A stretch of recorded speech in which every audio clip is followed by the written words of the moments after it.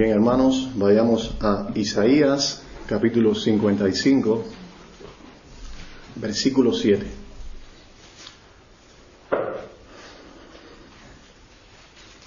Isaías 55, versículo 7. Allí leemos: Deje el impío su camino y el hombre inicuo sus pensamientos, y vuélvase a Jehová, el cual tendrá de él misericordia, y al Dios nuestro, el cual será amplio en perdonar. A las iglesias cristianas de todo el mundo acuden 4 tipos de personas. Personas salvas que saben que lo son. Personas salvas que no saben que lo son. Personas no salvas que saben que no son salvas. Y personas no salvas que creen que lo son. Este es uno de los motivos por los que traemos este tema en la mañana de hoy. Un llamado al arrepentimiento.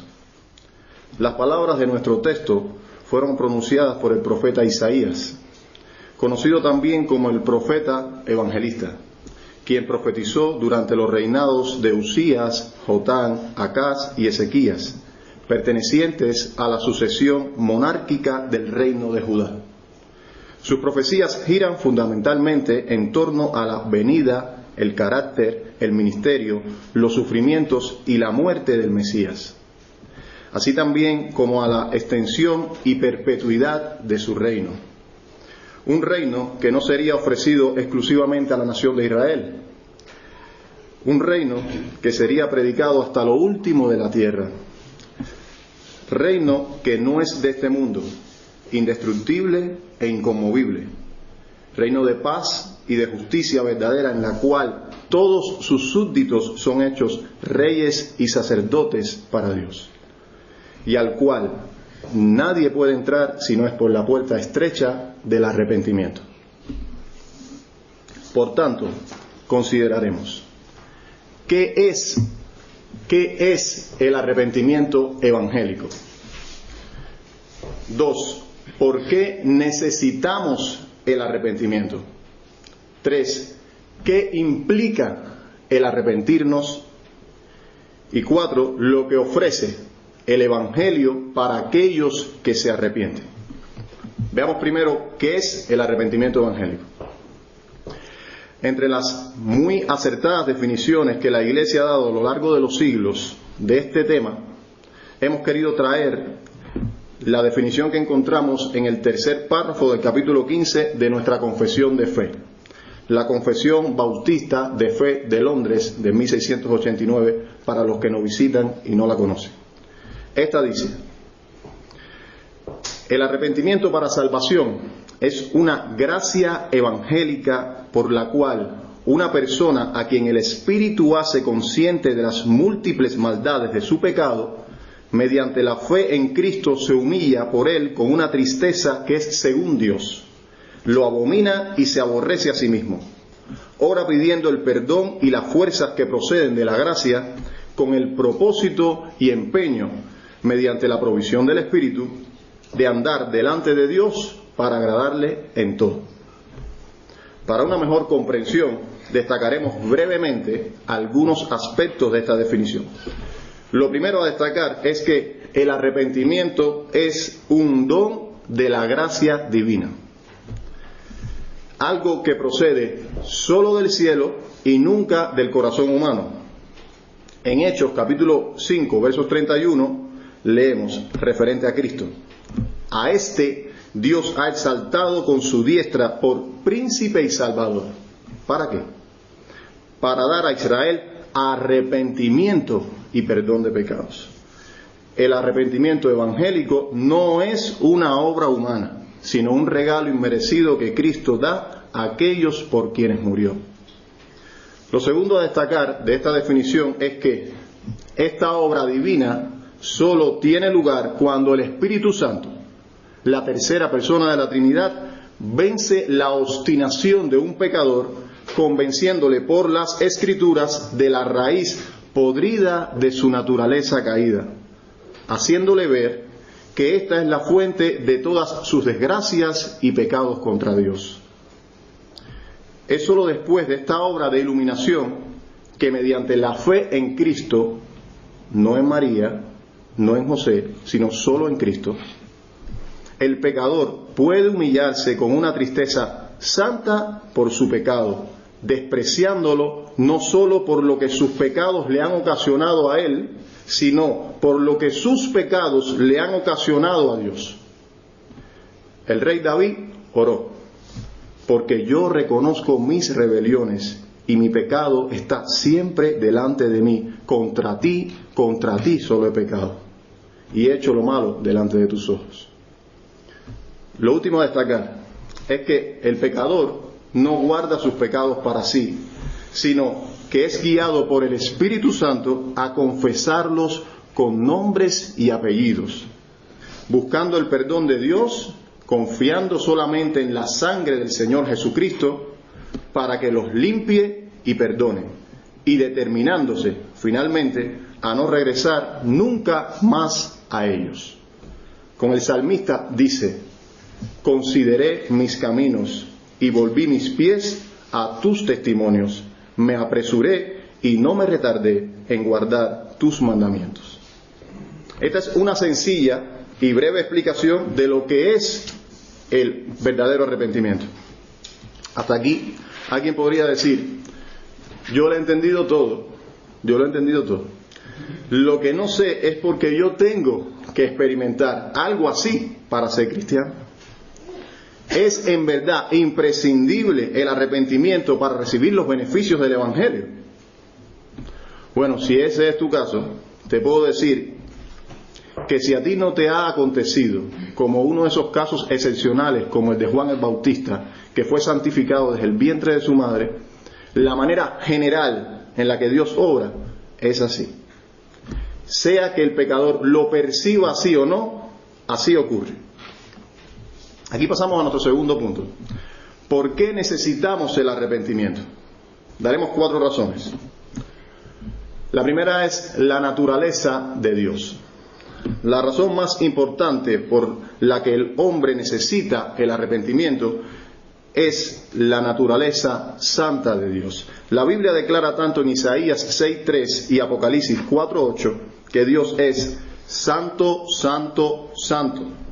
Y del hombre, en Génesis 8:21 leemos que el intento del corazón del hombre es malo desde su juventud. Por lo que es imposible que pueda existir comunión entre un Dios así y un hombre caído. El disfrutar de los beneficios indescriptibles del perdón de Dios, tanto en esta vida como en la eternidad, implica un giro de 180 grados en toda nuestra manera de vivir, llamado arrepentimiento. Otra razón por la que es necesario es la naturaleza del Evangelio. El Evangelio, dijo el puritano Thomas Boston, es un informe del cielo, por lo que también creemos que lleva implícito la naturaleza santa del Dios vivo. Y el arrepentimiento es parte indisoluble del Evangelio. Cristo mismo mandó que se predicase en su nombre el arrepentimiento y el perdón de pecados en todas las naciones. El mensaje del Evangelio, además, es un designio del amor de Dios, y lejos de tolerar el pecado, lo expone y desenmascara. Trata de frente con él, como un buen médico lo hace con su enfermo, y ofrece siempre la cruz de Cristo como el santo remedio para la sanidad del pecador. Su mejor anunciador, Cristo, predicó el arrepentimiento desde el comienzo mismo de su ministerio, pues en Mateo capítulo 4, verso 17 leemos: desde entonces comenzó Jesús a predicar y a decir: arrepentíos, porque el reino de los cielos se ha acercado. La tercera razón es los antecedentes del Evangelio. Tenemos muchos ejemplos de perdón en las Sagradas Escrituras, otorgados a personas que cambiaron de vida, pero ningún ejemplo de perdón concedido a quienes persistieron en su mal camino, lo cual echa por tierra totalmente la esperanza de paz para con Dios sin abandonar una vida de pecado. En la Biblia encontramos que todos aquellos que recibieron el perdón de Dios también sufrieron una profunda transformación interior que cambió radicalmente su manera de pensar, sentir y actuar. Y como la Biblia es la palabra de Dios, no solapa el pecado de sus protagonistas, por lo que también vemos el caso de algunos que se descarriaron momentáneamente, como sucedió con Sansón y David. Pero finalmente todos manifestaron un proceder acorde a la voluntad de Dios. Sansón, al final de su vida, no permaneció en su extravío, sino que rogó al Señor y se fortaleció en él, como quedó registrado en Jueces 16:28. De igual modo, David no persistió en su pecado, sino que se humilló y retornó a su Dios de todo su corazón. No hay registrado un solo caso en todas las Escrituras donde alguien haya obtenido verdaderamente el perdón de Dios sin pasar por la puerta estrecha del arrepentimiento, sin importar cuán lejos haya estado de ella. La cuarta razón que traemos de por qué es imprescindible el arrepentimiento es el propio beneficio del pecador. Si bien ilustrar el pecado con la enfermedad del cáncer no le hace justicia, también es cierto que ilumina algunos matices sobre él. Así como el cáncer es sutil en la diseminación por todo el cuerpo del enfermo y esconde sus síntomas hasta que éste ya esté muy grave, así también el pecado se camufla de inocente para embelezar al hombre, a fin de que, cuando éste quiera reaccionar contra él, ya sea grande su ruina. El pecador suele sentir, debido al engaño del pecado, que éste es algo bueno que lo conduce a algo malo. Pero quienes conocen la pecaminosidad del pecado saben bien que éste no solo es merecedor del infierno, sino que el pecado, en un sentido, es el infierno. De él debemos huir como Lot de Sodoma, a toda costa y a toda velocidad, sin mirar atrás, evitando su contacto, sabiendo que el menor coqueteo con él puede ser mortal. Por esto, entre las muchas bendiciones temporales que son dadas con el arrepentimiento, también está la liberación del dominio del pecado. Estas son 4 razones de por qué es imprescindible el arrepentimiento. Quizás algunos de los que nos han seguido hasta aquí puedan decir, bueno, ya yo vi que es el arrepentimiento, ya yo vi que es imprescindible para poder estar en paz con Dios. Pero ¿qué va a implicar en la práctica que yo me arrepienta? Aquí pasamos a nuestro tercer punto. Las implicaciones del arrepentimiento. Como el arrepentimiento afecta todas las facultades del alma, a saber, el entendimiento, los afectos y la voluntad, estudiaremos cada uno por separado, según el tiempo nos permita. ¿Cómo afecta la voluntad? Bueno, en nuestro texto inicial, Dios manda: deje el impío su camino. Esto significa abandonar el camino en el cual corremos según la tendencia de nuestro propio corazón. Conocemos también por las Escrituras que cada hombre nace inclinado a la maldad. He aquí, en maldad he sido formado y en pecado me concibió mi madre. Dice el Salmo 51. Por lo que resulta evidente que cualquiera que sea el camino que el hombre natural tome, será según la tendencia torcida de su propio corazón. No pueden existir 2 caminos más opuestos que el que Dios ha designado para el hombre y el que Él ha elegido para sí. Uno es llamado el camino de vida y otro el camino de muerte. Uno el camino de salvación y otro el camino de la condenación. El Evangelio de Mateo recoge esta solemne advertencia del Salvador: entrad por la puerta estrecha, porque ancha es la puerta y espacioso el camino que lleva a la perdición, y muchos son los que entran por ella. Todo aquel que quiera estar en paz para con Dios debe abandonar el camino espacioso, natural de su corazón. Esto también significa, abandonar nuestro camino habitual al cual estamos acostumbrados. el pecador también debe abandonar ese camino específico por el que anduvo transitando cuando era ignorante del mensaje del Evangelio. Y esto sin importar cuán bueno parezca ante sus ojos o ante los de los demás. La Biblia declara, hay camino que al hombre le parece derecho, pero su fin es camino de muerte. Cuando Dios llama a un hombre a dejar su camino para que viva, no solo lo llama a dejar de hacer las cosas pecaminosas que hace, sino también aquellas cosas que no son malas en sí mismas, pero están regidas y sustentadas por principios pecaminosos. Por ejemplo, un hombre puede dedicar toda su vida a una causa humanitaria, como médico internacionalista, en países del tercer mundo, puede exponer su vida a constantes peligros bajo condiciones de gran escasez. Y aún así, si en el ejercicio de su profesión, él no busca hacerlo para la gloria de Dios, sino para su propio reconocimiento o el de su institución, él continúa en pecado y rebeldía contra Dios. Pues es Dios quien le ha dado la existencia y todas las facultades con las que ejerce su profesión, y la ingratitud es un pecado grave ante los ojos de Dios.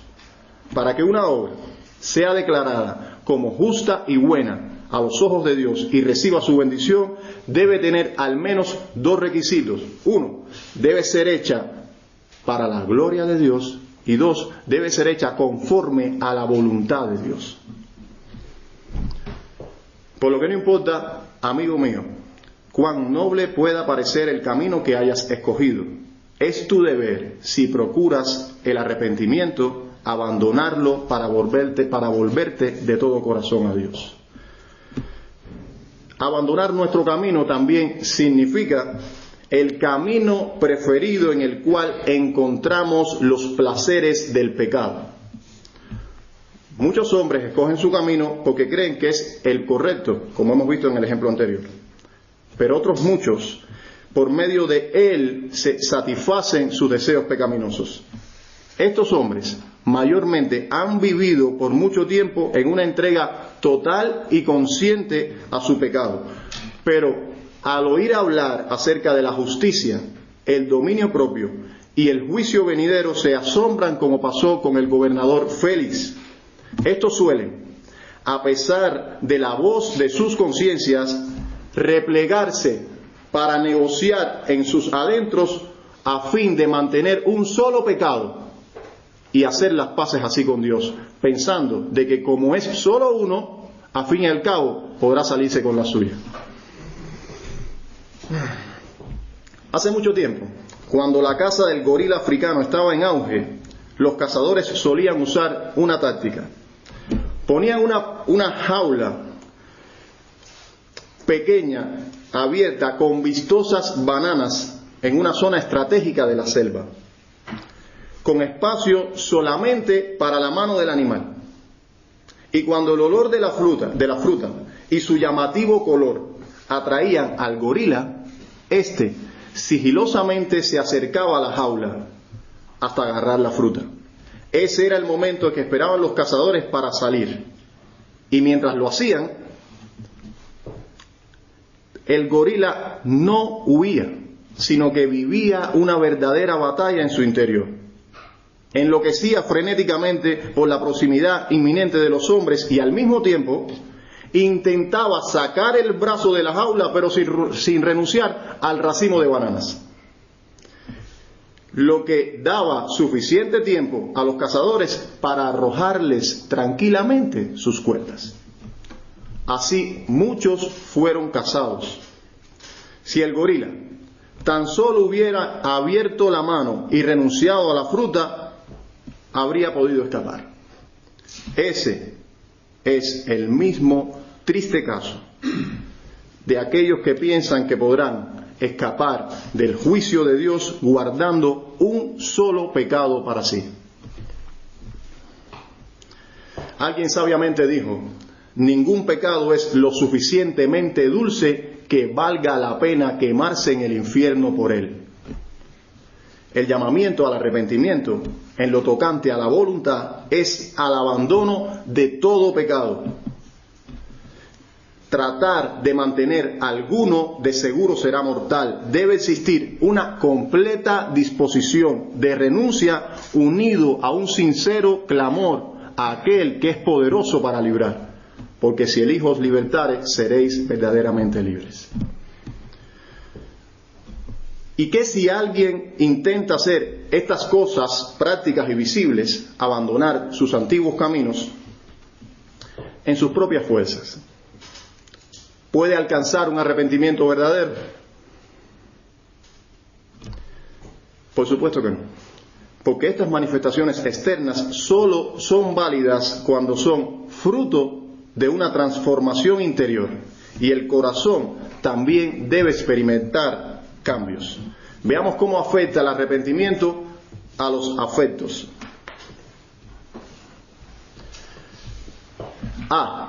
El corazón debe comenzar a detectar el pecado. Dice un autor: la primera creación de Dios fue la luz. De igual modo, lo primero que sucede en el arrepentido es la iluminación. Mas ahora soy luz en el Señor. El ojo se hizo para ver al igual que para llorar. Hay primero que ver el pecado antes de poder llorar por él.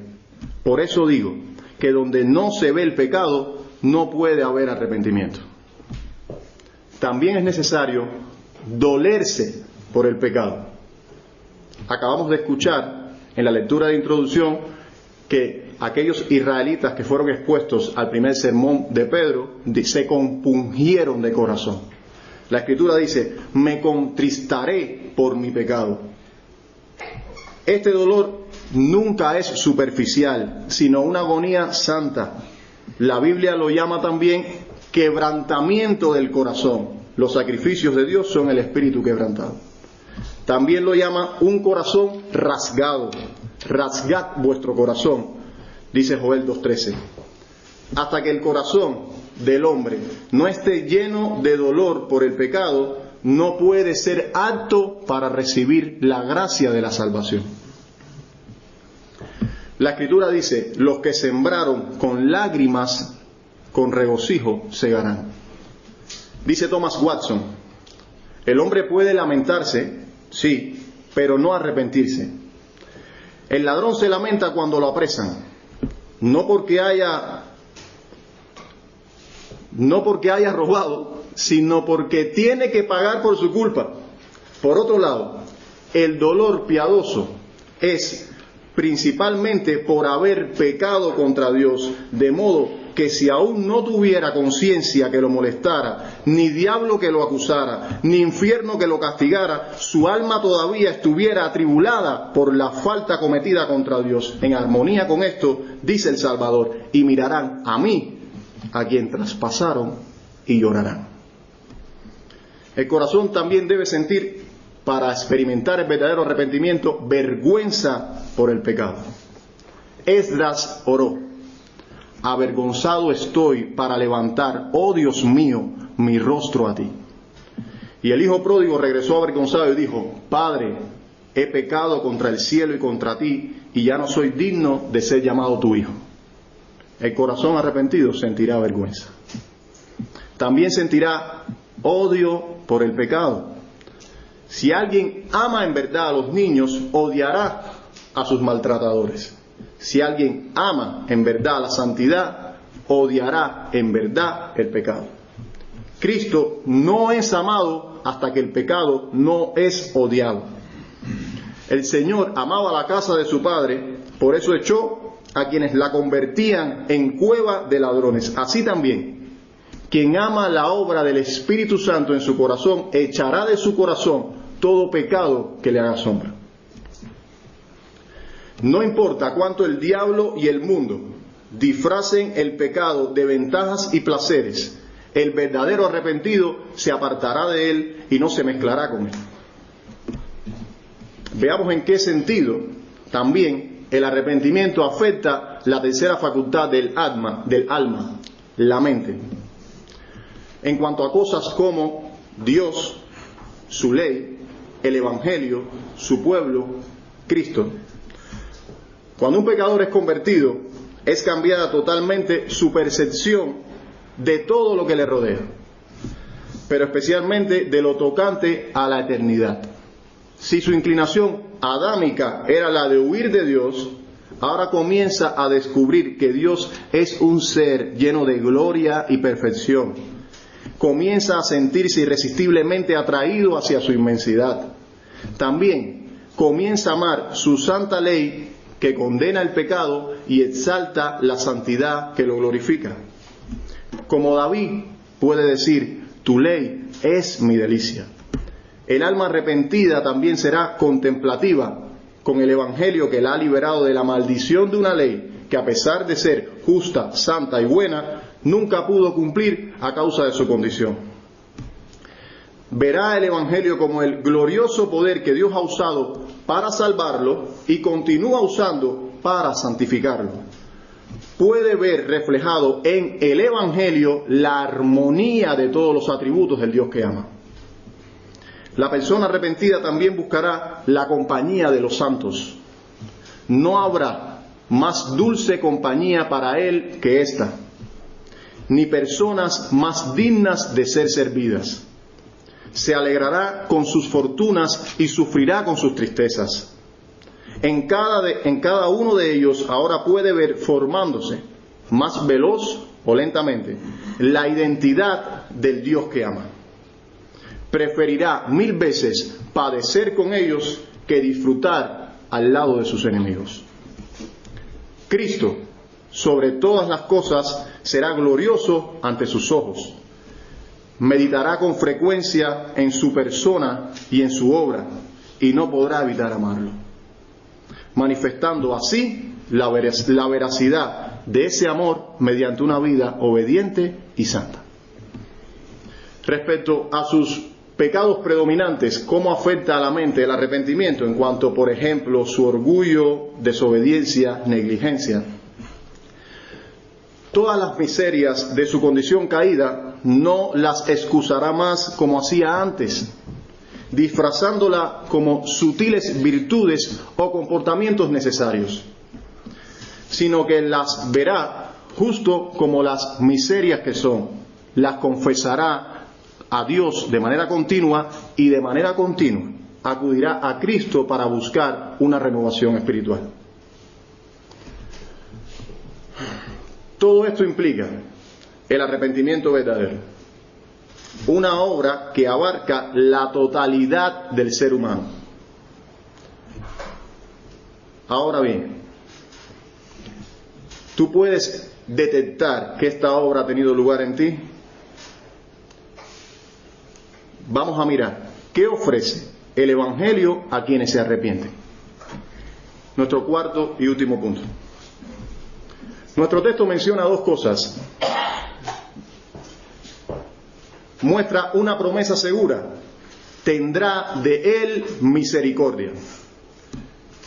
Dios, mediante el mensaje del Evangelio, trae a todos aquellos que se arrepienten una promesa más que segura.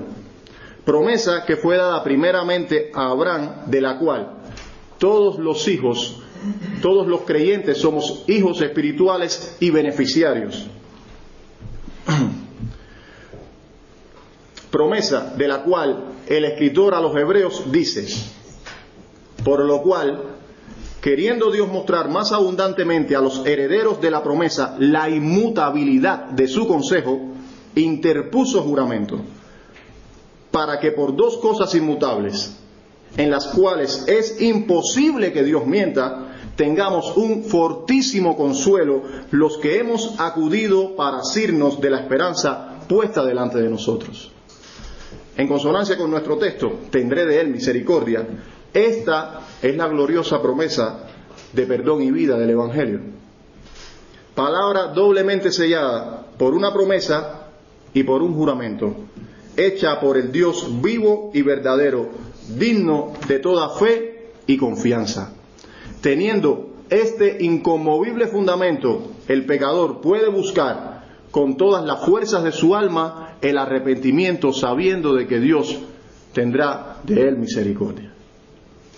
el Evangelio también nos ofrece un perdón completo.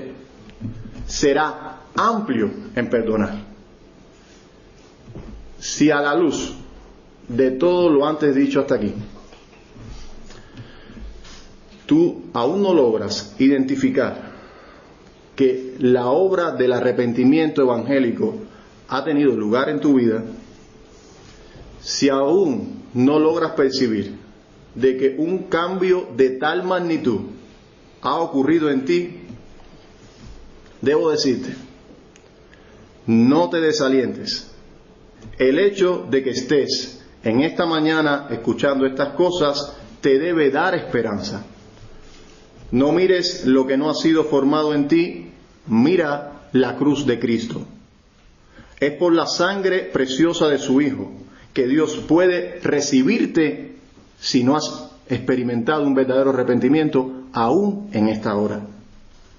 Es por su cuerpo partido y por su sangre derramada que Dios puede decirle al peor de los pecadores, ven. Así como vino el hijo pródigo, Dios puede recibirte a ti. Cristo fue levantado como príncipe salvador para dar a los pecadores arrepentimiento y perdón de pecados. Recuerda que cercano está Jehová a los quebrantados y salva a los contritos de espíritu. Y también al corazón contrito y humillado no despreciarás tú, oh Dios. Pero si en tu corazón tú hayas todavía resistencia para acudir a Cristo, si crees de que tú puedes pasar por tu propio camino al cielo sin pasar por la puerta estrecha del arrepentimiento, con la promesa del Evangelio también debe venir la advertencia del Evangelio. Cristo mismo dijo, el que en el Hijo cree no es condenado, pero el que no cree ya ha sido condenado, porque no ha creído en el nombre del unigénito de Dios. Cuando termine este sermón, yo habré terminado contigo. Pero si tú continúas sin arrepentimiento, te puedo asegurar que Satanás, el mundo y el pecado no habrán terminado contigo. Hay una condena que pende sobre la cabeza de cada pecador. Cada alma no arrepentida, cada pecador no justificado, ya ha sido condenado a no ser que pase por la puerta estrecha del arrepentimiento. Por lo que acudir a Cristo no solo es una prioridad, sino la mayor de todas. El deber primario de un hombre es el de arrepentirse y creer en el Evangelio. Hasta que no cumpla con esto, ningún otro deber tiene una importancia verdadera. Hoy puede ser el día de salvación para ti. Hoy el reino de los cielos está disponible para recibir a los pecadores que se arrepienten. Hoy se anuncia libre y gratuitamente el perdón de todos los pecados y la vida eterna para quienes se arrepienten. Pero puede que no te sea dado escuchar este anuncio nunca más, porque ningún hombre tiene los próximos 5 minutos comprados, ni sabe a qué hora vienen a pedir su alma. Tú has sido expuesto al mensaje que a muchos les ha sido negado. La luz de su faz, la luz de su gloria ha resplandecido sobre tu rostro. Ruega al Señor que lo haga también resplandecer sobre tu corazón, que vivifique tu alma por su Santo Espíritu y que te conceda el arrepentimiento para que puedas acudir a Dios.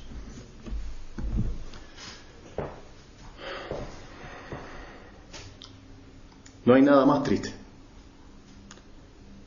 que poder predicar y saber que a muchos a quienes les hablas posiblemente sean arrojados para siempre en el infierno. ¿Será ese tu caso? Ven a Cristo hoy.